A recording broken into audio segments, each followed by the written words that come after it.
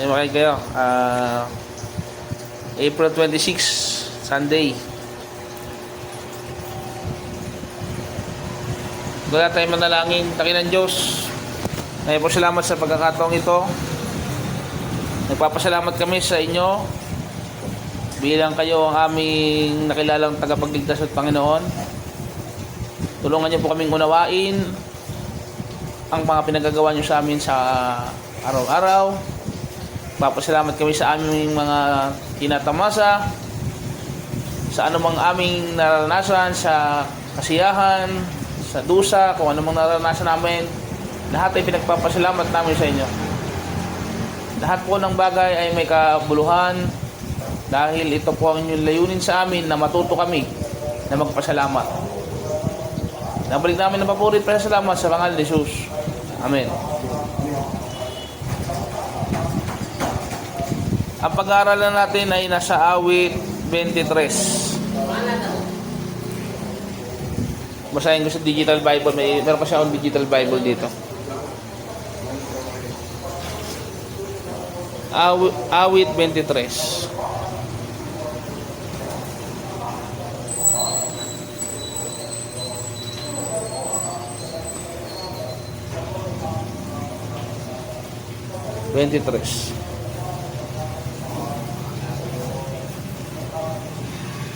Ang Panginoon ay aking pastor, hindi ako nangangailangan.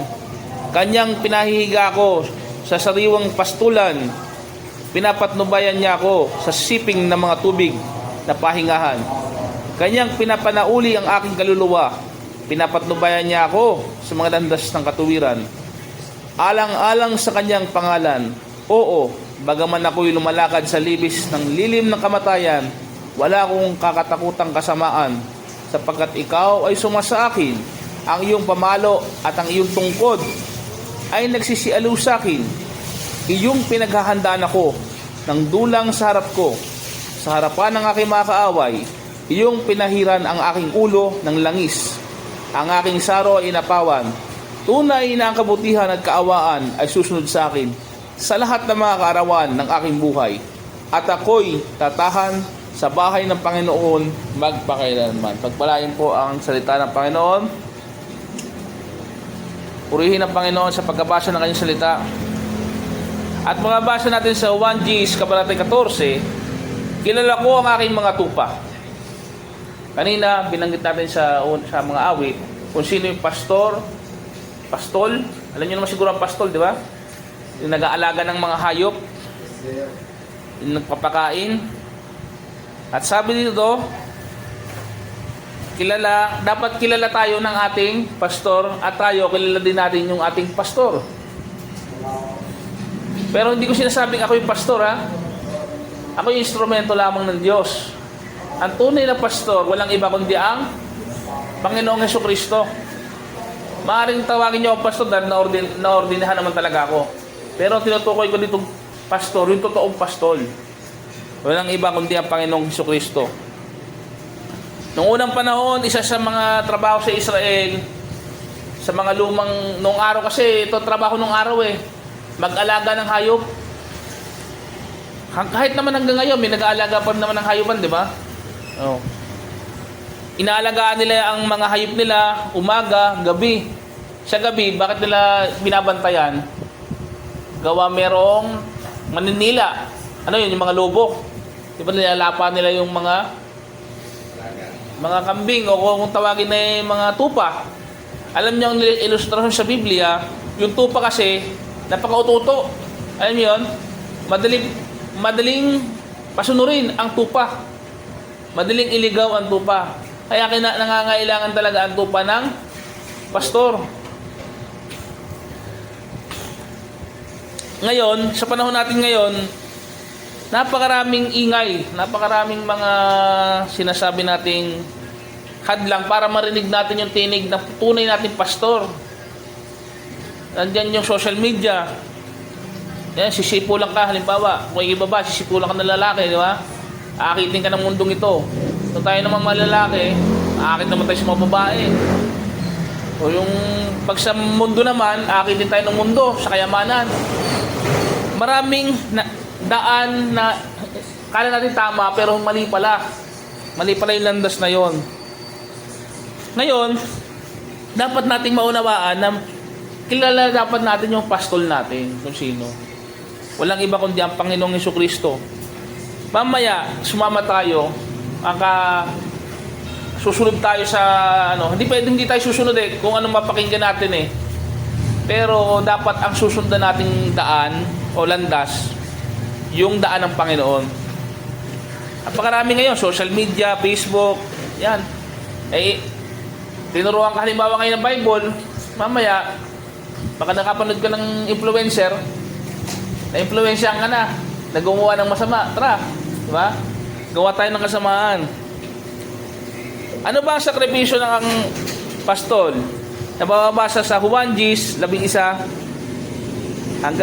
versikulo ay 11 at versikulo 15. Ako ang mabuting pastol, inaalay ng mabuting pastol ang kanyang buhay para sa tupa.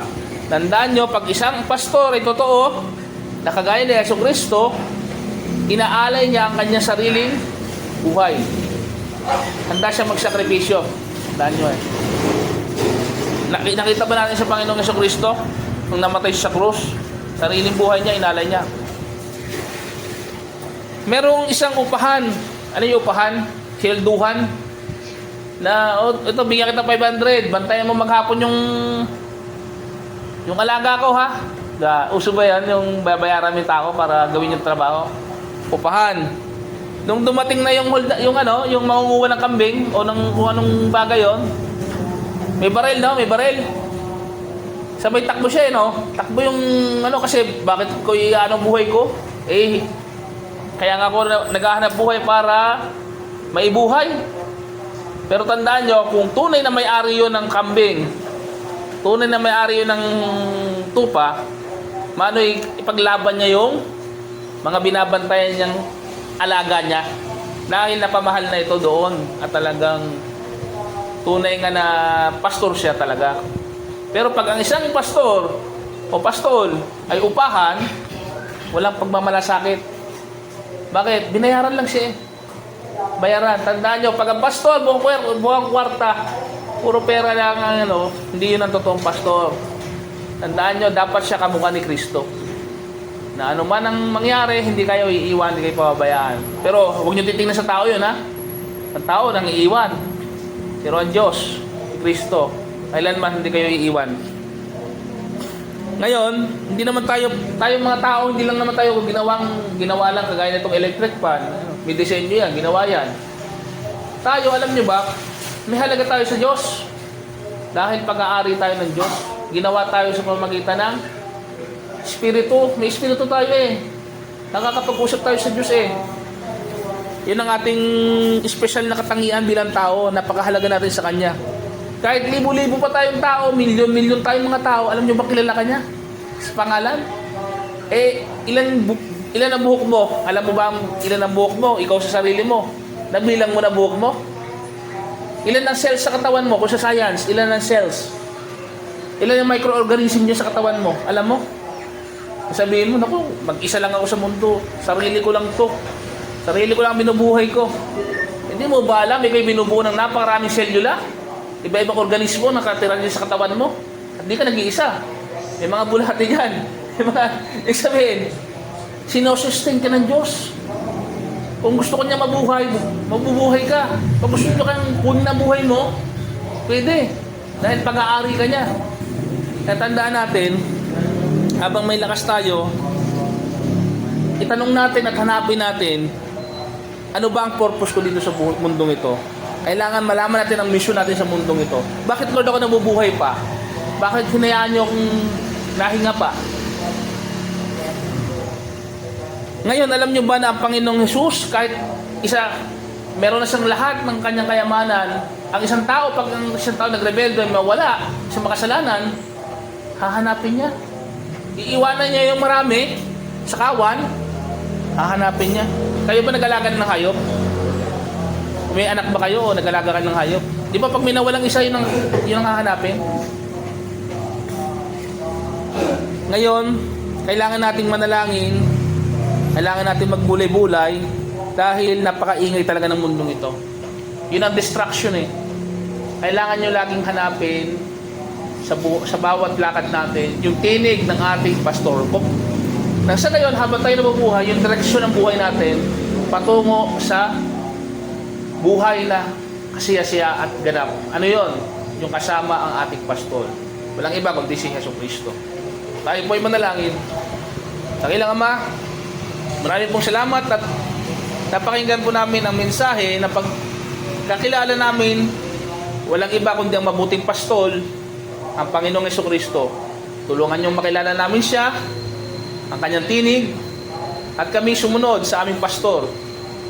Tulungan niyo kami na magkaroon ng discernment. Huwag kaming mailigaw ng pabago-bagong sistema ng mundong ito. At patuloy kami lumakad na naaayon sa kalooban ng aming guro, aming pastor, aming Panginoon at tagapagligtas. Buong puso kami nagpapakumbaba ngayong umaga. Ito po ang aming samot na langit sa pangalan ni Jesus. Amen. Nawa na pagpala kayo sa salita ng Panginoon at alam niyo yon, napakalaking bagay hindi lang malaking bagay. Pinagpala kayo kapag inyong ginawa ang mga narinig niyo. Okay? God bless. Sige. Nabitin ako. Nabitin lang ako, kakarating ko lang. Wala kita ng ano.